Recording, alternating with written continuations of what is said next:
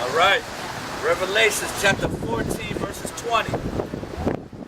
And the winepress was trampled outside the city, and blood came out of the winepress up to the horse's bridle, 1,600 furlongs.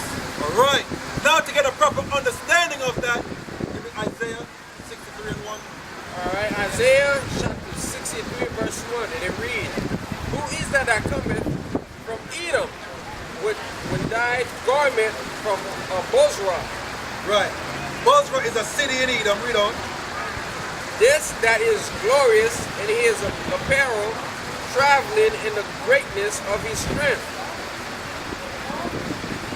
I that speak in righteousness, mighty to save. Right, that's the one they ignorantly call Jesus Christ, Yahweh Shai Mashiach. Right? It's talking about him coming with dyed garments from Edom, and it's going to explain it further. Read on up. I that speak in righteousness, mighty to save. Verse 2. Wherefore art thou red in thine apparel, and thy garments like him that tradeth in the wine fat. Right, how is your garment red? You look like someone who's been crushing grapes. Right? You look like someone who's been crushing grapes. Why is your garment red? Why? The Lord is coming back with white linen. Right? But when he's done trodding these heathens, right, what it's going to look like? He's been trodding grapes. His garment is red. Right? Read on that. Verse 4. For the day of vengeance is in mine heart. This is what he's saying. Right? The day of vengeance is in his heart. Read on. And the year of my redeemed is come. Verse 5. Matter of fact, what 3 again? Verse 3. He said, I have trodden the winepress alone. Right. He said he trodden the winepress alone. Right? He trodden the winepress alone. Read on.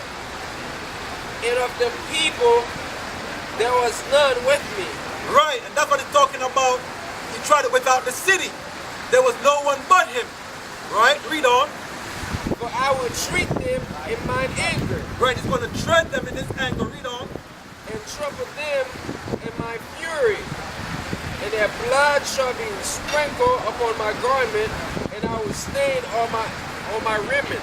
My raiment is closed, so that is telling you why his garment was red, like someone who was trodden the winepress. That's what it's talking. It breaks it down to you thoroughly. Right? So there's no misunderstanding. It breaks it down to you thoroughly. You understand? Now you know what's going to take place. Right? Read on that. Read verse 4. Verse 4. For the day of vengeance is in my heart, and the year of my redeem is come. Right. Time for Yahweh Shai, the one you ignorantly call Jesus Christ. Right? It's time for him to come. Right? Y'all don't realize how close this is. Especially to our people. They don't realize how close this is. Right? They don't realize how close to judgment they are. Romans the 13th chapter up.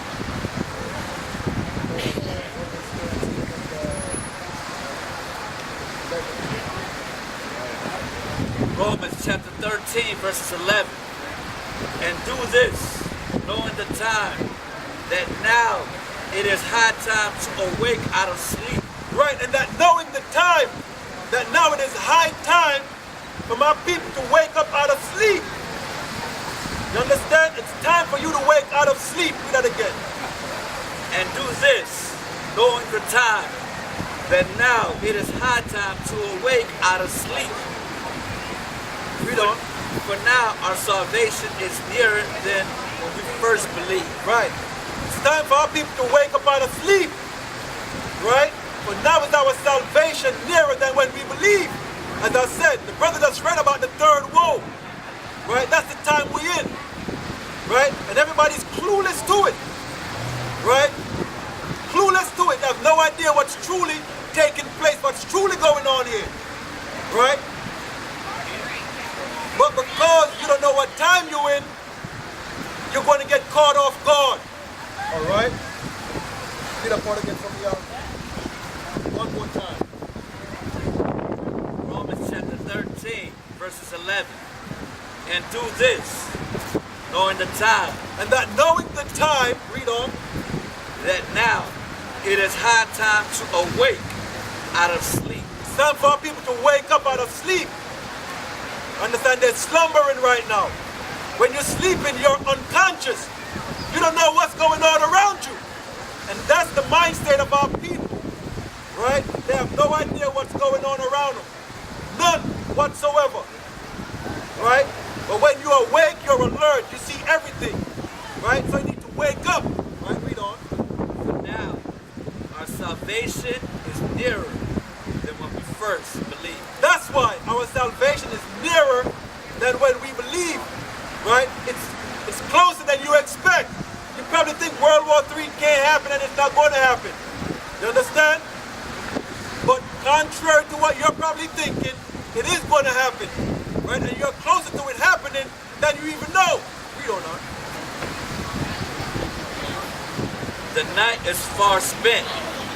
The day is at hand. Therefore, let Meaning, us the night is far spent. Meaning, it's almost here, put it that way, right? It's almost here. It is almost here. Right, read on.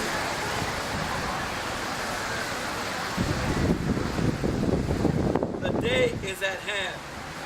Therefore, let us cast off the works of darkness, and let us put on the armor of light.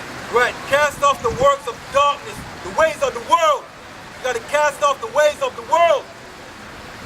Right? Go back into Revelation 18 and 4. Then we read that, didn't we? All right. Read that part again, cast off the works of darkness, and give me Revelation 18 and 4. The night is far spent.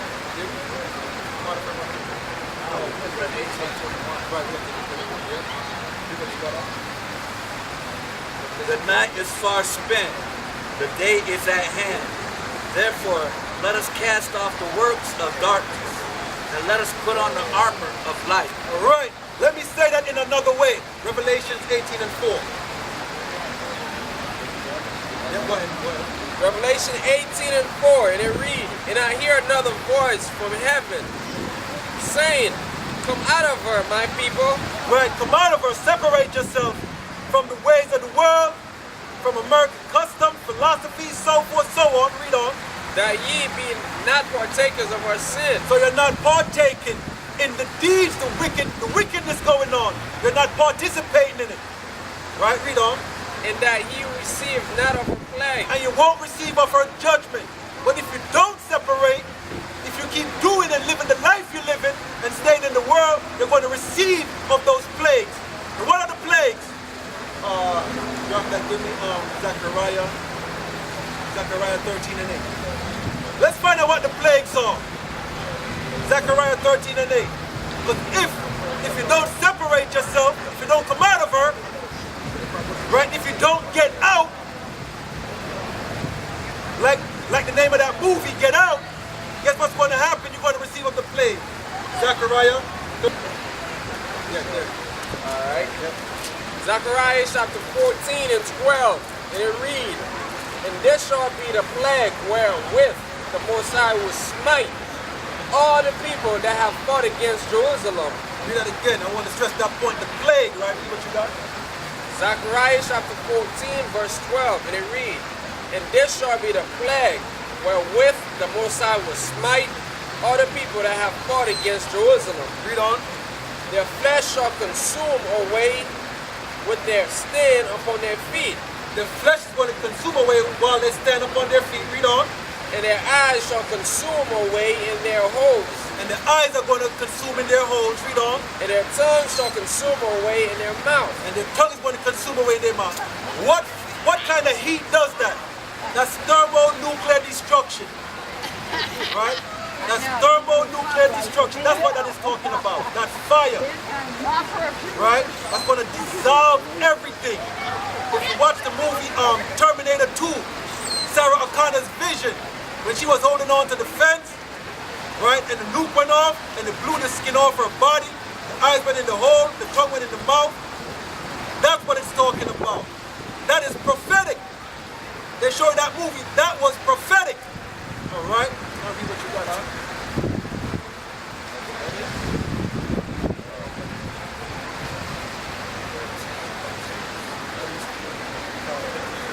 Revelations chapter 13, verses 13.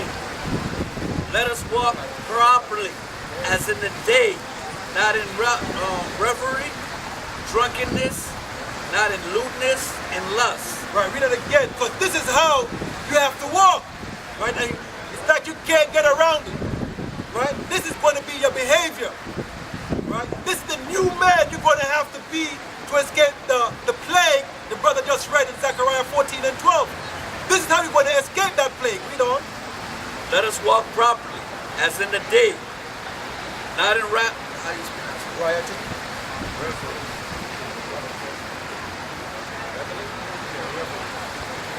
Let us walk properly as in the day, not in revelry. Right, or rioting.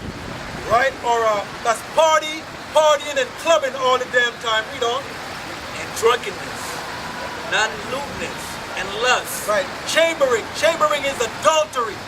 Right, that can't be going on. Read on. Not in strife and envy. Right, and also wantonness, meaning undisciplined. Right, read on. But put on the Lord, Yahushua Mashiach, That's the one you ignorantly call Jesus Christ. Right, read on. and make no provision for the flesh. Exactly, make no provision for the flesh. Right, you have to put off that old man. You have to put off that fruits of the flesh. Right, you have to do it. I'll give you Titus up. Chapter 2. Titus chapter 11. Titus chapter 2, verse 11. And it reads, For the grace of the Most High that bringeth salvation had appeared to all men. Verse 12. Teaching us that denying ungodliness and worldly lust, we should live soberly, righteously, godly in this present world. Read it again, huh? Verse 12. Yep. Start at 11 again. All right. Titus chapter 2, verse 12. Verse 11, right? For the grace of the Most High that bringeth salvation had appeared to all men. Right. Right. But at the end of the day, this is what it's about. Our salvation. At the end of the day, it's about salvation, right? Read on. Teaching us that denying ungodliness and worldly lust, we should live soberly, righteously, and godly in this present world. That's how we're supposed to live in this present world, right? Soberly and righteously. You have to put off that old man, right? You have to put off that old man and put on the new man. You understand? That's how you're going to be righteous. I mean, that's how you're going to be saved, right? The old man can't be saved. You have to put that off, all right?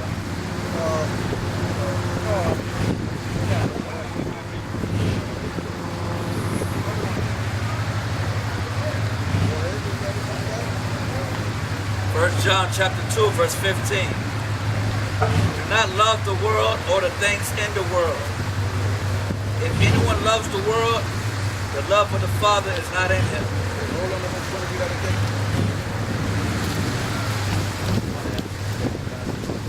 Right? Con.